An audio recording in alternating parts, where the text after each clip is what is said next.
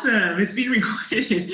And I've actually spent the last 15 years teaching Spanish all levels, including honors and AP. Started teaching up in Sacramento and then moved down to Chula Vista, high-tech High Chula Vista campus in particular, about 12 years ago. And actually this year is my first year outside of the classroom. I am now serving as internship coordinator for our school. I work with our junior class and making sure that they get their internship set. Now, obviously things have changed this year, and so we're trying to figure out plan B. And I also work with our family bridge coordinators. We work with our families, collaborating different workshops on a monthly basis.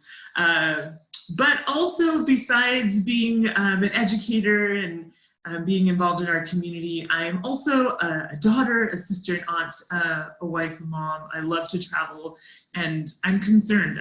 There's a lot of things on my mind and my heart right now, and I just wanted to share those things with you because, as I shared in the earlier workshop, I got a little one. I got a 2-year-old. We're in the middle of potty training. Lots of fun. No, it's not. And so our worlds are colliding right now, and then we have a brand new puppy. So I wanted to share these things to let you know that the struggle's real. I'm trying to figure out this balancing act, and I know that many of us are wearing lots of hats at the same time. And so the hat hair is, well, it's there for a reason. Diana, please tell us a little bit about yourself.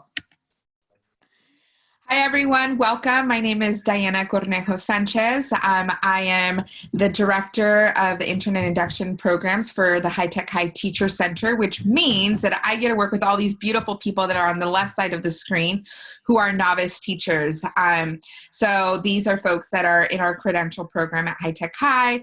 I also get to support teachers that are in the clearing of their credential process, and amazing practitioner faculty and mentors like Yoli herself. And I was a principal before this, was a professional learning specialist also at the University of San Diego, and a founding teacher at High Tech High Media Arts. To the right there is my family. So I'm also a student, a partner, a mother, a sister, cousin, tia, friend, la la la la la la. And that's my family there, and my 6-year-old kindergarten twins. So my most recent role that I'm about to add to my resume is kindergarten teacher, because this home distance learning is getting me all trained up for that. So thank you, and welcome everyone. Thank you, Diana. A little bit about what we're going to be doing today. We'll go over the norms, or ZORMs as my kids call them, and then we'll be using a strategy that I love to use with my students. Hopefully get to share some cool teaching practices. And then we'll take a look at this list that was shared with me, not mine, about 50 strategies. It breaks it down on what we can do in our classes to support our emerging bilinguals or our English language learners. So I want us to take this list and hack it and figure out, what can I take from this list and use it on my lesson on Monday when I meet with my students through Zoom or whatever platform you're using, or as we're launching into a project or a mini lesson, etc. So I want us to take something practical and start to apply it as soon as possible. So just a couple of norms that we typically use at our campus. We say share the air, so step up, step back. Sometimes we need a little bit of encouragement to step up, and sometimes it's good to listen. So depending on how you're feeling this morning, we want to always be hard on the content, soft on the people. Be kind, helpful, and specific, and we want to make sure we're speaking and listening without judgment. Now, these are the ZORMs that we have adopted in this new platform that we get to use. We ask you to stay focused and try to eliminate distractions, but we know, as I mentioned earlier, that our worlds are colliding. So if you need to take care of your little one, if you need to leave, if you need to check out, mute your mic or turn off your camera, we totally understand. And I love the way it actually connects to our last bullet point, to be gracious at figuring out technology. I was figuring out the breakout rooms this morning, and it took me a while. So again, just your patience and your feedback. We want you to be involved. So if you see something or you hear something, you're like, oh, that's really cool. There's actual Zoom tools that you can use. And sometimes just a thumbs up or smile or head nod to let us know we're not just talking and talking and talking. So, and again, honoring your time, we know that lunchtime is coming up and not everyone has the patience. Well, you know what I mean. So, but if you are in a place where you're like, Yoli, I need to eat, it is okay. All right. A little bit about our digital space. You're about to hear my little one. He's coming into the kitchen. Okay, perfect. All right, give me 1 second. That is not a monkey. That is my little one. Ven, Papi, ven. Go, go, go. All right. So Diana's going to be helping us out with the chat. If you have questions, please feel free to type those in. Mute yourself so that we're not picking up all the background noise like mine right now. I mentioned earlier about having supplies. So if you want to gather markers or color pencils, etc., and some paper so that you can draw or doodle or write, that would be awesome. And then, of course, our reactions showing love, appreciation, etc. And let's see. I think did I stop sharing the screen? Yes? What did I do right now?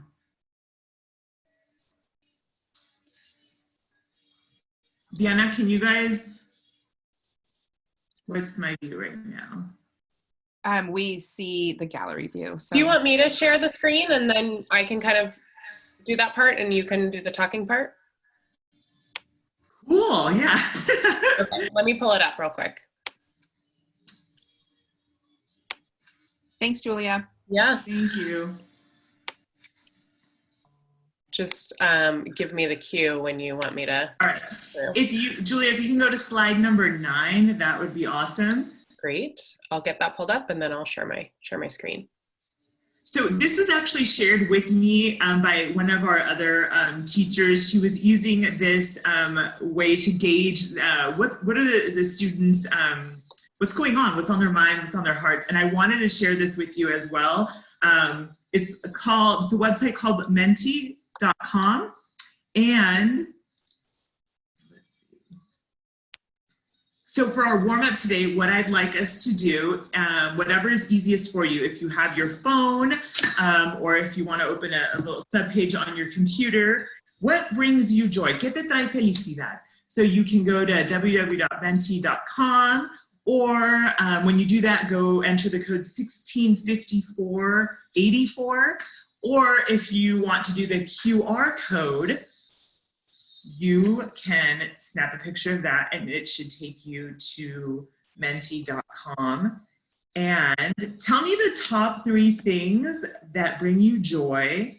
And the idea is that we are going to be able to create this awesome word cloud, sorry, not word wall. And let's see if it comes up.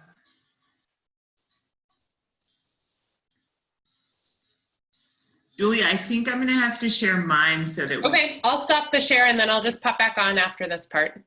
Cool. All right.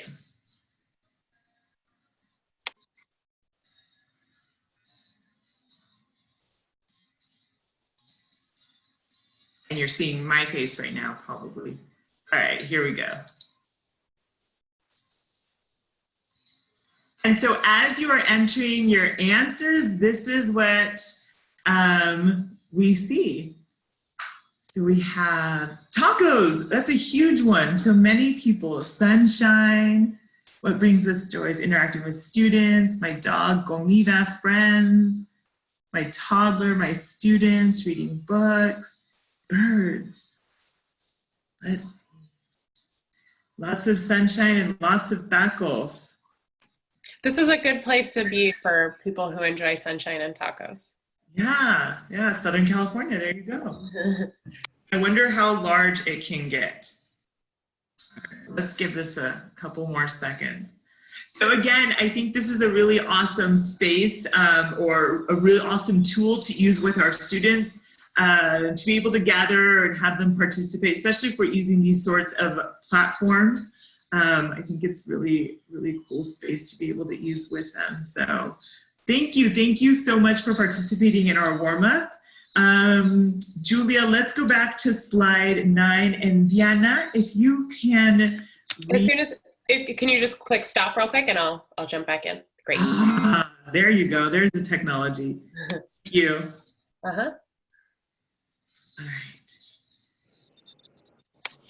And Diana, if you can read for us this quote, please.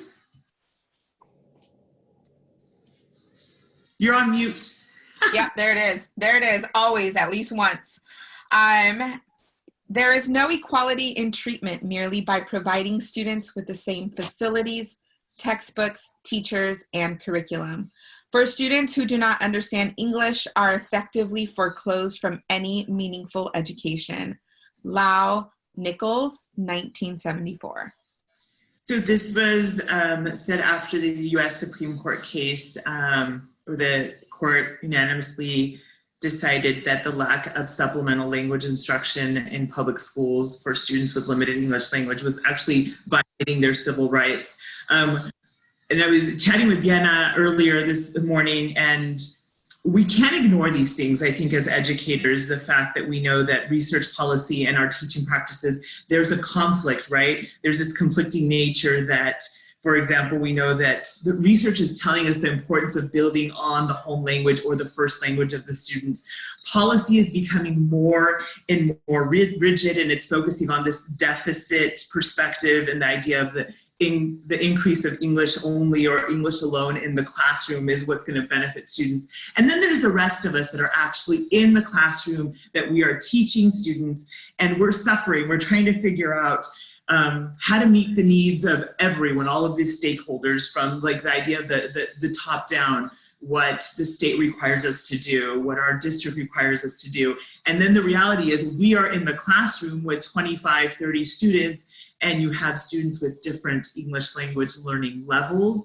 And so that's the struggle, or like I said, the conflict, that growing dissonance or that conflict between these different areas that are so important. So we can't ignore that. I'm not trying to ignore that elephant in the room, that it's like, well, my district is telling me this, the state is telling me this, research is telling me this, and then I am in the classroom with the students. So again, I don't want to ignore that, but the reality is that if we are not focused on making sure that we are providing for our students, we're actually depriving our students from an opportunity to participate in public education. And I think that's why we're here, is to figure out what can I do to support my students. And so we're not raining on, it's not to put gloom on what's going on, but the reality is now we have a different situation. Now our students are learning from home, or we're using these virtual platforms. And again, the idea is, how can we hack?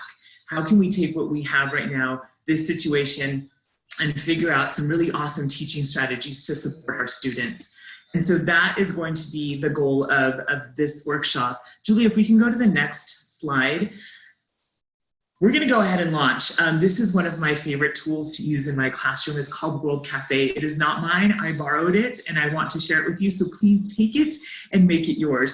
Can we go to the next one? And these are some of the World Cafe norms. They talk about slowing down. They talk about listening.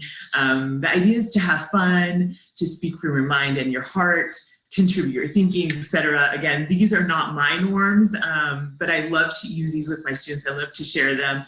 In the classroom, I would set up like a cafe, and if we're going to be reading an article, we're going to be discussing something, but allowing them to draw, allowing them to doodle, encouraging them to have these conversations. And so that's what we're going to do today. We're going to practice these things, but using some of our essential questions. If we can go to the next one.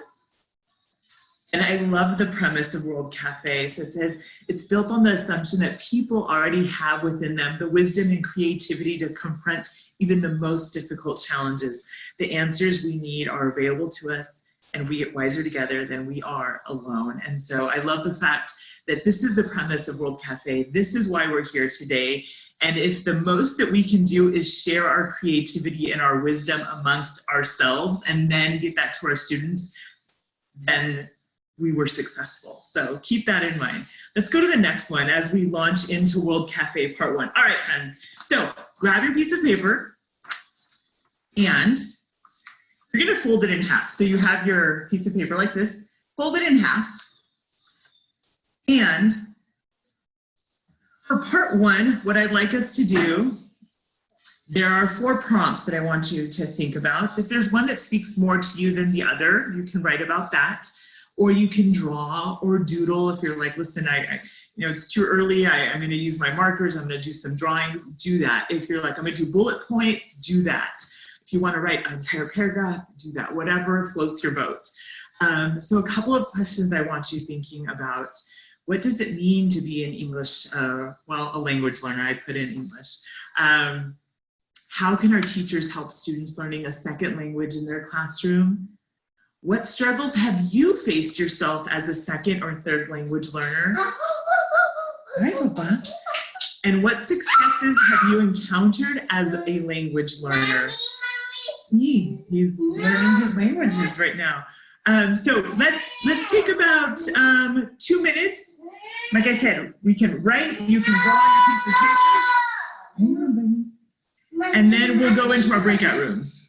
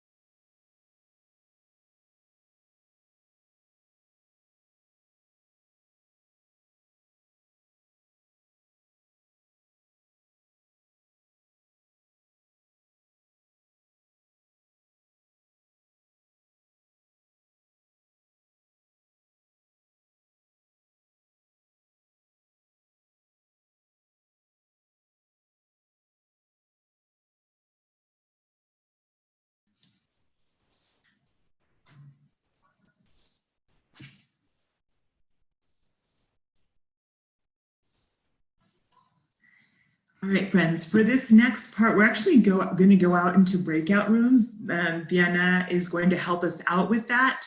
And what I'd like us to do is, if we can assign or volunteer a couple of roles. One, a facilitator. The facilitator, I want you to make sure that everyone gets to share, that everyone's voice is being heard. And then a note taker. And each person, Julie, if we can go to the next slide, each breakout room will have a slide to be able to edit. What were some common themes that came up maybe across the different educators, from our struggles to our successes, things that teachers can do in classrooms to support students. So take a look at the 4 prompts that we were given, and what are some common themes that we're coming up with. We'll do about six minutes. We'll add an extra minute by the time it takes us to get into our breakout rooms. You want to do a quick introduction to make sure everyone knows each other. And then, like I said, let's assign a facilitator and then someone to be our recorder to make sure that we are getting everyone's ideas back on this. And then we'll meet back up into our main room to take a look at some of these common themes. And then we'll do World Cafe Part 2. Sounds good? All right, then let's move into our breakout rooms. And if we can put also the slides in the chat, that would be awesome. Let me see if I can do that. Yeah.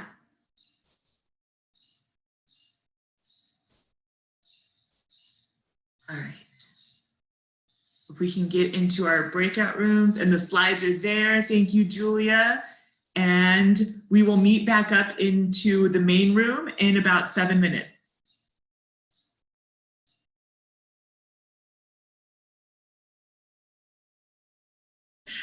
So let's take about a minute to draw or to sketch out our student. That one student, like I said, that challenges us, that pushes us, that keeps us thinking. Yeah. So let's take about a minute to do that, and then we'll move on to the second part of part 2.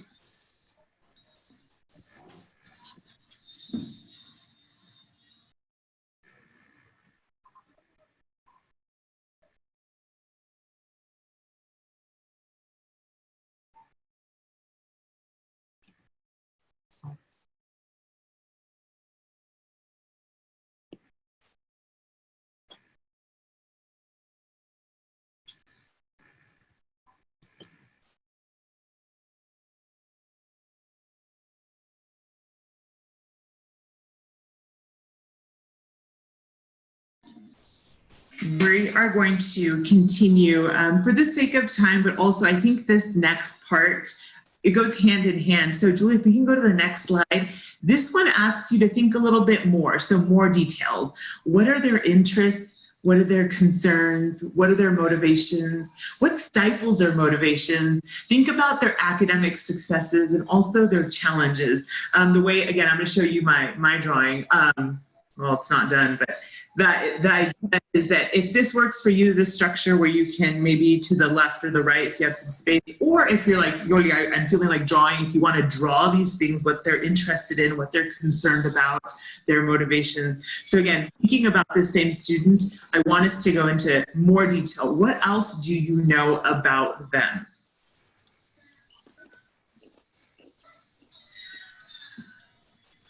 A couple more seconds just to get a clear picture of your student, and then we'll move on.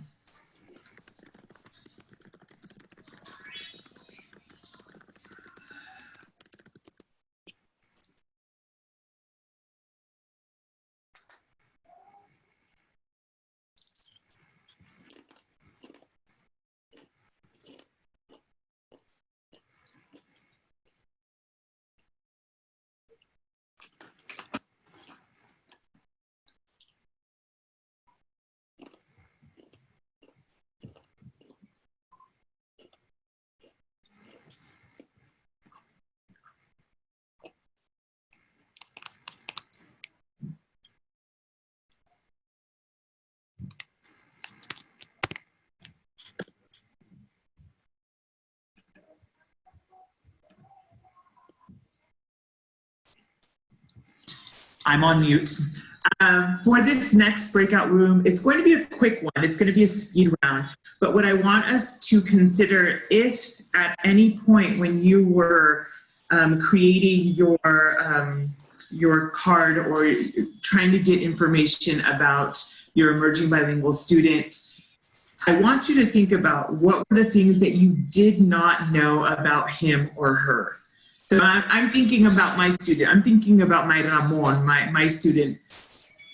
Maybe I don't know what motivates him. I only seem to see or find the things that don't motivate him in my classroom, like writing in his journal, etc. And so if there are things that I'm like, I don't know this, those are the things that I want you to share in your breakout room. So it's going to be 3 minutes. It's going to be a speed round, but I'd like each and every person to share out, this is what I don't know about my student. And if you want to get a little more analytical and figure out, this is why I don't think I know these things, or maybe the second part, maybe this is how I can find these things out about my student or get to know them a little bit better. So sharing out, what is it that we don't know about our students? Is that good? All right. So Julia, or Diana, I'm sorry, you're going to send us into our breakout rooms. We'll have 3 minutes. We'll come back together and look at how we can hack our classrooms. All right, here go the invites. Thank you.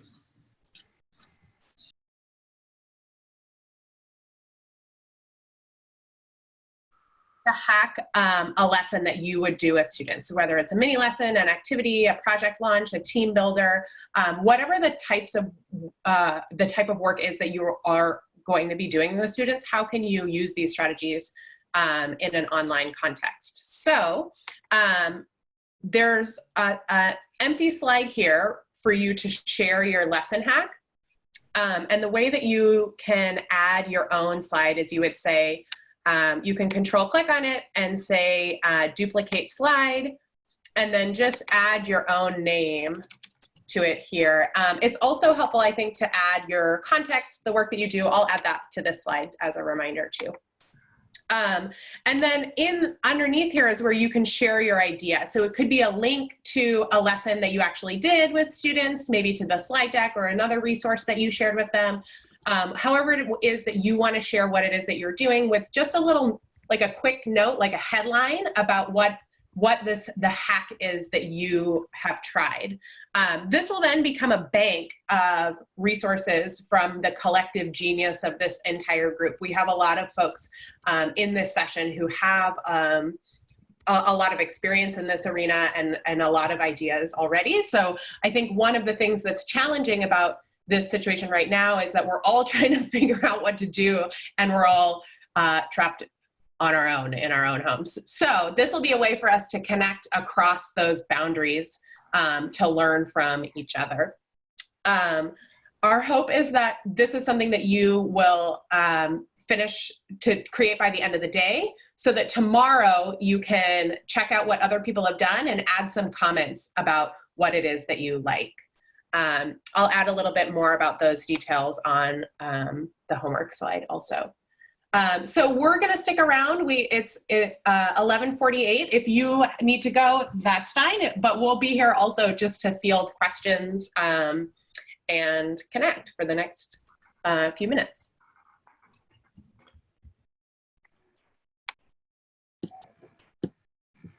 Thank you all so much for taking time today and thinking about how we're supporting our emergent bilingual learners even through distance learning. Really, really critical that we not forget them. So thank you so much. There's an exit card in the slide deck as well, and I'm going to post the link to the exit card in the chat. Thank you so much for being here.